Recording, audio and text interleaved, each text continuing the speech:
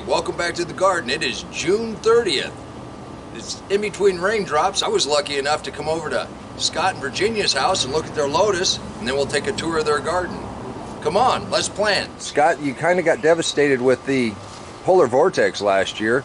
Last year I had two varieties that did well. I had this with the huge leaves is the Blushing Bride, and then behind you there is the Sacred Lotus. Completely killed all my lotus.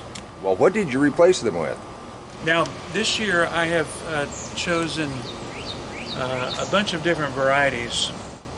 In addition to the Blushing Bride and the Sacred Lotus, I have what's called Titan, Crab Claw Red, and I have these two smaller lotus, which are considered to be like a tabletop variety. So as you can see, they're growing in quite a smaller container, and yet I told you they are prolific. They are putting on new buds all the time.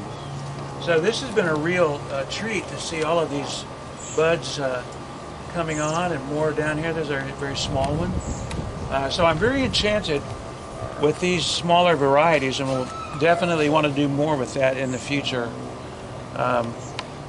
because they've just been so prolific. All the lotus, whether they come from any store like Pond Mega Store, they really come from that nursery at 10 Mile Creek in Georgia.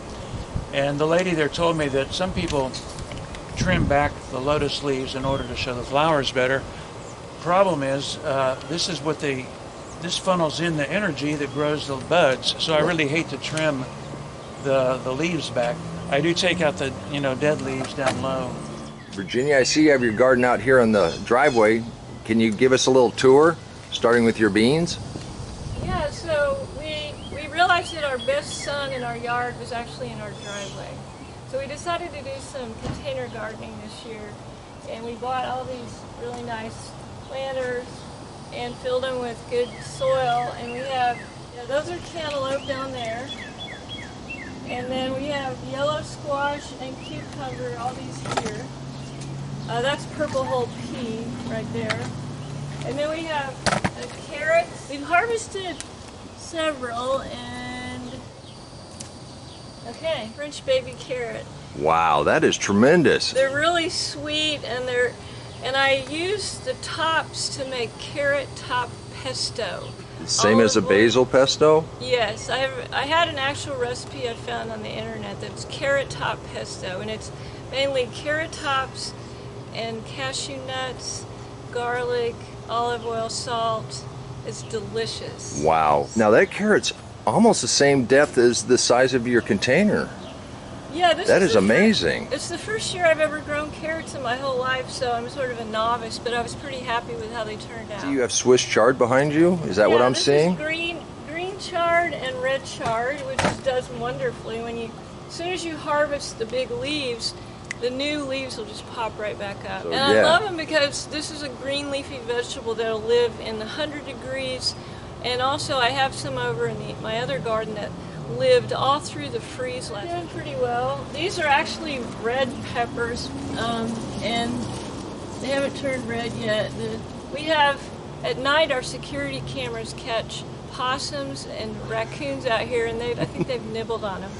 And then we have basil here, some more, a second generation of green onions, and these are the ones I planted earlier, and we've been harvesting those as well. Perfect. And then I have I thought this was a grape tomato when I bought it, but I think it's aroma. Raccoons are stealing the ones on the bottom because the big ones that we were looking at, they've disappeared. And then this is my daughter got this hydrangea the other day. That is gorgeous. Yeah, so she's real proud of that. That is awesome. Here's our okra and our Kentucky Wonder bean garden. And we had issues with gophers or moles eating the plant. These came up and these did fine, but I had them along here and they got eaten. So I tried something new this year after they got eaten, was to put them in these pots so the gophers and the moles couldn't come from underground and eat them. And so far, I'm doing all right with those. Good idea. I'll see how they work out over the summer. It's my chard from last summer that lived all through the freeze, and I need to pick it, anyway, it was a real survivor. So what we have here, this is a Kentucky Wonder Bean, Jack and the Beanstalk going up to heaven, and I'll have to get a ladder. The birds up there might nibble on them. They might. And that's peas over on the back? Those are purple little peas, and then we have snow peas back here, which don't live through the hot summer. They're going to end. Those are snow peas. Well, there's a bunch down there. The beating noise for a moment. Here comes the birdies. There he goes. Perfect. The pollinator. Curvy tomatoes. You want to talk about those? Or talk about how my mom... Yeah, that I didn't recognize. Pulled them out and found these topsy-turvy tomato growers. They had been given to us by Virginia's mother, who's not with us anymore. And we'd never used these, so we thought, well, let's do it. Let's try them out. So she gave them to us. That are turning red finally, because they've been, growing on there. So I imagine all at once we're going to have tomatoes. This is a song, we're playing this song, we're happy to let you use it on your show. It's a song by Guy Clark, and it's called Homegrown Tomatoes.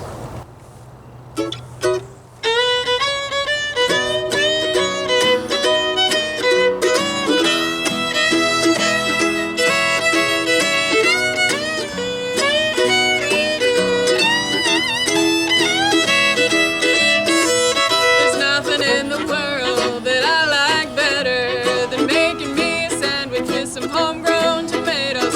I'm up in the morning, out in the garden. I pick me a ripe one, don't pick a hard one. You plant them in the spring and eat them all summer. Winter time without them is a culinary bummer. Forget all about the sweating and the digging. Each time you go out, pick you a big one. Homegrown tomatoes, homegrown tomatoes. What would life be without homegrown tomatoes? There's only two things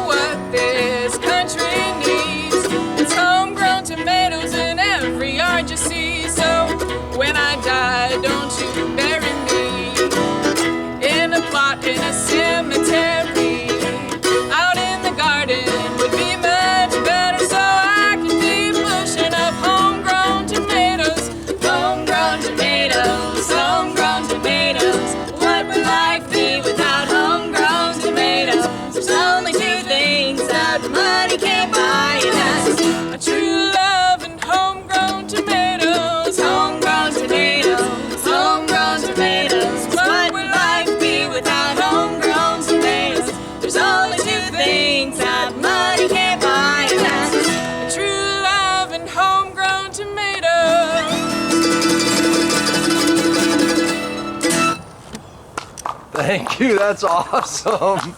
Thank you. Come on, let's plant. Let's go plant garden.